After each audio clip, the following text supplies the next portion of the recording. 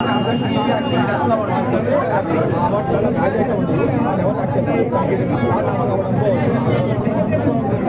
Announce చేసినప్పుడు తెలుగు కదా but ఆ లెవెల్ ఎక్స్ట్రా వేశారు. ఇంకా టాపిక్ ఏంటంటే మేము బయటకు వచ్చేటప్పుడు ఆ లెవెల్ కంఫర్టింగ్ ఉంది. ఎక్స్ట్రా చెప్పుకోవడానికి ఒక నెగిటివ్ పాస్ అయితే లేదు. మనకి లాస్ట్ మళ్ళీ దాని తర్వాత ఈ మూవీ వచ్చింది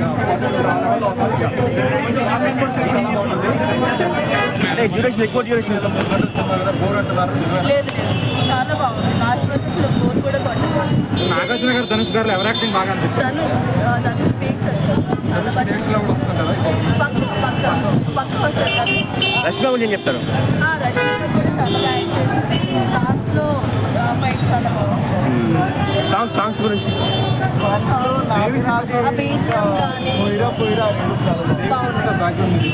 శేఖర్ కమలా గారి సినిమాలో ఉందా? మొత్తం కొత్తగా తీశారు. చాలా కొత్తగా తీశారు. మనకి శేఖర్ కమలా మెయిన్ ఎక్స్పెక్ట్ చేస్తాం. మ్యాజిక్ ఏదైతే ఉంటుందో ఆ మ్యాజిక్ అలానే ఉంది. అండ్ ఆల్సో కొత్తగా తీశారు. ఇప్పుడు ఎలా అయితే హ్యాపీ డేస్ చూసి అందరూ ఈ సినిమా చూసి అలా ఏమైనా ఇన్స్పైర్ లేదు, అలా ఇన్స్పైర్ అని కాదు. ఇట్స్ చేంజ్ భయ్యా. ఇది కూడా చాలా బాగుంది. ఇన్స్పిరేషన్ ఉంటుంది పక్క అలా ఏం లేదు. బట్ చాలా కొత్తగా తీశారు. లిటిల్ బిట్ క్రైమ్ కానీ మనకి చాలా చూడచ్చు అసలు అందరికీ ఇది ఈరోజు లాస్ట్ టైం ఈ సినిమా ఒక నిమిషం కొద్దిగా ఎలా అనిపించింది కొబేరా? చాలా బాగుందండి. ఫస్ట్ హాఫ్ అయితే అసలు excellent. Straight into the first minute direct స్టోరీలోకి అన్న మెయిన్ హీరో ఎవరు? అలాగే నాగార్జున గారికి ఇది కంబ్యాక్ అనుకోవచ్చా? సినిమాలో హీరో అంటే ప్రతి ఒక్కరి హీరో అండి. సినిమాలో స్టోరీ హీరో శేఖర్ కమలా గారు, డైరెక్టర్ గారి హీరో ధనుష్ గారు అయితే అసలు గతంలో ఉన్న నెక్స్ట్ అవార్డు సినిమాలు కూడా నెక్స్ట్ అవార్డు పర్ఫార్మెన్స్ చేశారు. అంటే ఒక స్టార్ హీరో ఎవరు అంటే ఆ రోల్ ఫుల్ చేయలేరు. చాలా బాగా చేశారు. నాగ్ సార్ కూడా ప్రీ క్లైమాక్స్ సీన్లో ఒక్కసారి చంద్రక రష్మి గారు కూడా decent. And especially Devi music అంటే అసలు మ్యూజిక్తో లేపాడు చాలా. శేఖర్ కమలా మార్క్ అంటే లీడర్, ఆ తర్వాత హానెస్ట్ స్టోరీ టెలింగ్ అండి. చాలా బాగుంది. అంటే హ్యాపీ సెకండ్ హాఫ్ కొంచెం లాగ్ అని కాదు, కొంచెం స్లోగా ఉంటుంది. But okay. ఈ మూవీ మైండ్ సెట్ ప్లస్ ఏం చెప్తారు? మైనస్ అంటే అది అంటే కంప్లీట్ కమర్షియల్గా తెలియదు. స్టార్టింగ్ నుంచి స్టోరీకి అవసరమైన అంతవరకే తీశారు. ప్లస్ అంటే అదేండి స్టోరీ దగ్గర నుంచి ప్రతి ఒక్క ధనుష్ పర్ఫార్మెన్స్ కానీ, నాగ్ సార్ కానీ, రష్మిక క్యారెక్టరైజేషన్ కానీ, శేఖర్ కమలా స్టోరీ టెల్లింగ్ కానీ అంటే మెయిన్ చింపి చావగొట్టేస్తారు. దీని మీద వచ్చి ఒకవేళ మంచి కలెక్షన్స్ వస్తే అది ఎవరి ఖాతాలో వేసుకోవచ్చు? ఈ మూవీకి ఒక మంచి కలెక్షన్స్ రెవెన్యూ వస్తే అది ఎవరి ఖాతాలో వేసుకోవచ్చు? ప్రొడ్యూసర్ ఖాతాలోకి వెళ్తారు. అంటే అందరూ చెప్పా కదా, ఈ మూవీలో స్టోరీ అంటే ఇప్పుడు ప్రతి ఒక్కరు స్టోరీనే. నాగ్ సార్ హీరోనే, స్టోరీ హీరోనే, శేఖర్ కమలా గారి హీరోనే. అంటే ధనుష్ గారు పర్ఫార్మెన్స్ చెప్పారు. దేనికి పక్కన అంటే ఆ పర్ఫార్మెన్స్ చేశారు.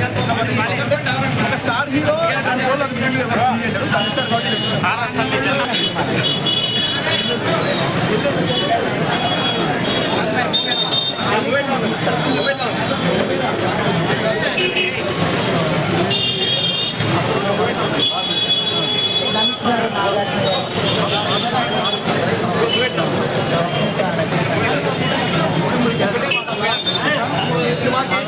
అవార్డ్స్ నేషనల్ అవార్డ్ రాకపోతే అవార్డ్స్ కూడా వాల్యూ ఉంటాయి. ఆ లెవెల్ యాక్ట్ చేశారు. యాక్ట్ చేశారు. అవార్డ్స్ కోసం అసలు పార్టీలో అనౌన్స్ చేసినప్పుడు తెలుగులోనే కాదు కూడా ఇలాంటి క్యారెక్టర్ తప్ప ధనుష్ కోసం ఈ క్యారెక్టర్ వస్తున్నాడు. నెక్స్ట్ లెవెల్ యాక్ట్ చేస్తున్నాడు. కొంచెం నార్త్ కాన్ఫిడెన్స్ ఉంటాయి మరి సైడ్ క్యారెక్టర్ చేస్తారు. మొత్తం చాలా పర్ఫార్మెన్స్ మొత్తం బ్లాక్ ఎక్సలెంట్. ఈ మధ్య కాలంలో ఎంత మంచి శేఖర్ కమలా డైరెక్షన్ ఎక్సలెంట్ అన్న. మొత్తం ఒకప్పుడు తన ఏదో స్పెషల్ మాట్లాడుతుంది కదా, ఆ లెవెల్లో ఉంది. ఎక్సలెంట్. నెగిటివ్ పాయింట్ కూడా అందరికి సైడ్ క్యారెక్టర్లో ఉన్నాయి. మరి హీరో హీరోయిన్ అని ఒక కమర్షియల్ షో చార్జ్ చేయకుండా ఓన్లీ పర్ఫార్మెన్స్ బేస్ చేస్తుంది. మంచి స్టోరీ మంచి ఎగ్జిక్యూట్ చేశారు. 3 hours లెంత్ ఉన్నా సరే ఎక్కడ కూడా బోర్ కొడుతుంది, ఎక్కడో ఒక ల్యాక్ అవుతుంది, ఏమనిపించింది ఎక్సలెంట్ ఉంది అన్న. కమర్షియల్ ఎఫెక్ట్ కాకుండా నెక్స్ట్ లెవెల్లో తీశారు. ఇది కూడా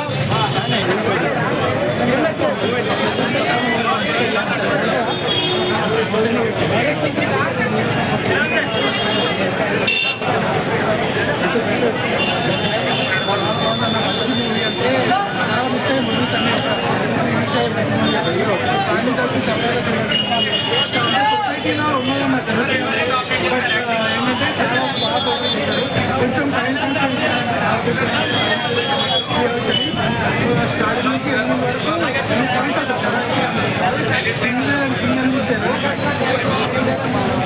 ఇంకేంటంటే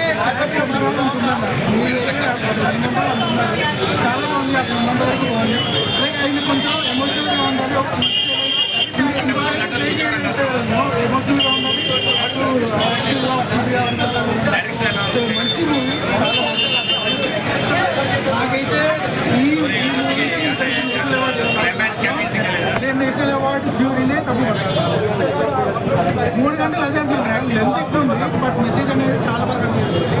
ధనుష్ గారు మాత్రం అంటే కొన్ని చిన్న సీన్స్ ఉంటాయి, ఆయన నైట్ అండ్ పని చేయదు, అది మూవీ అంతా క్యారీ చేస్తుంటారు అన్నమాట.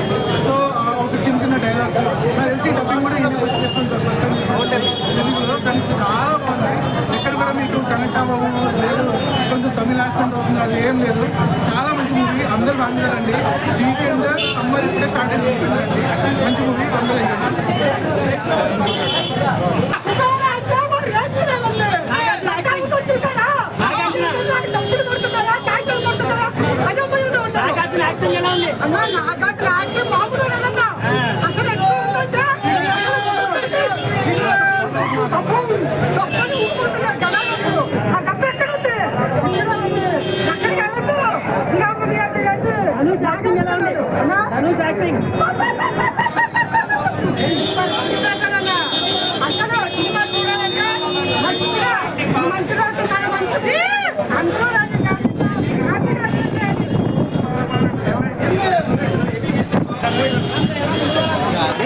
కానీ మూవీలో ఏంటంటే కొన్ని సీన్స్ చూసేటప్పుడు ఎస్పెషల్లీ సెకండ్ హాఫ్లో శేఖర్ కమ్లా గారు స్క్రీన్లో లేకపోయినా ఆయన ఉన్నట్లే మనకు అనిపించింది అనమాట. ఎందుకంటే డైలాగ్స్ అనేది ఆ లెవెల్ ఇంపాక్ట్ ఇచ్చింది. నాకు బాగా నచ్చినది ఏంటంటే ఇప్పుడు ఈ మూవీ వచ్చేసి సిద్ధైన మూవీ వచ్చేసి చాలా ఫ్రెష్గా ఉంది. స్క్రీన్ ప్లే కావచ్చు, అంటే కంప్లీట్లీ ఫ్రెష్గా ఉంది. నేనైతే ఇంతకుముందు తెలుగు సినిమాలోనే కాదు ఎక్కడ ఇలా చూడలేదన్నమాట. ఎందుకు నేను ఇంత పెద్ద మాట అంటున్నానంటే లైక్ కొన్ని సీన్స్ ఉంటుందన్నమాట, చూస్తూ ఉంటే మనకు నిజంగానే భయం వేస్తుంది. అరే మన దగ్గర డబ్బులు లేకపోతే, మనకంటూ ఒక ఫ్యామిలీ లేకపోతే మన పరిస్థితుల్లో ఘోరంగా ఉంటుందా, మన చుట్టూ ఉండే సమాజం మనల్ని ఇంత నీచంగా చూస్తారా. సో డబ్బు కావచ్చు, మన చుట్టూ మనం ఒక 4 మనుషులు మనం ఏర్పరచుకోవాలంటారు కదా, అది ఫ్యామిలీ కావచ్చు, ఫ్రెండ్స్ కావచ్చు, మనకు ఖచ్చితంగా ఉండాలని మనకు అనిపిస్తుంది. సో ఒక బిచ్చగాడి లైఫ్ స్టైల్ కావచ్చు, లేకపోతే బిచ్చగాడు పడే బాధలు కావచ్చు, ధనుష్ అయితే చాలా బాగా ఎక్స్ప్రెస్ చేశారనమాట. అండ్ శేఖర్ కమ్లా గారు కూడా చాలా బాగా చూపించినారు, అంటే ఆ మనోవేదన ఎలా ఉంటుందని బాగా చూపించినారు. అండ్ ఇంకా నాగార్జున గారు అయితే సో ఆయన లైక్ చేసే మూవీస్తో కంపేర్ చేస్తే ఈ మూవీలో క్యారెక్టరైజేషన్ డిఫరెంట్ అనమాట. కాస్త నెగిటివ్ షేడ్ ఉన్నప్పటికీ ఆయన ఒక క్యారెక్టర్ రోల్ అయినా ఆయన ఒప్పుకొని బాగా చేస్తారు. బట్ మూవీలో హైలైట్ అయినది ఎవరు అంటే సో ధనుష్ గారు, తర్వాత వచ్చేసి నాగార్జున గారు, జిమ్ సర్పు, రష్మిక మందన, ఈ నలుగురేనమాట. మొత్తం మూవీ అంతా ఈ నలుగురు చుట్టూ తిరుగుతూ ఉంటుంది.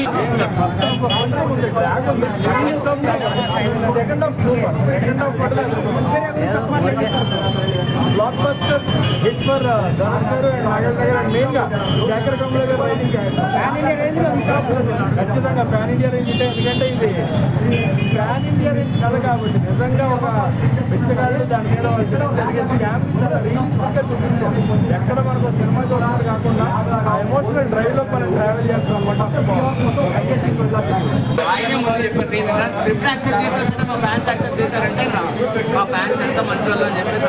బ్రో ఈ సినిమా మీద వచ్చే రెవెన్యూ ఎవరి ఖాతాలో వేసుకోవచ్చు? హీరో ఖాతాలోకా, డైరెక్టర్ ఖాతాలోకా? డైరెక్టర్ ఖాతాలో. ఓకే, ఈ మా హీరోనే చెప్పాడు, మేమేం చెప్తాం ఇంకా.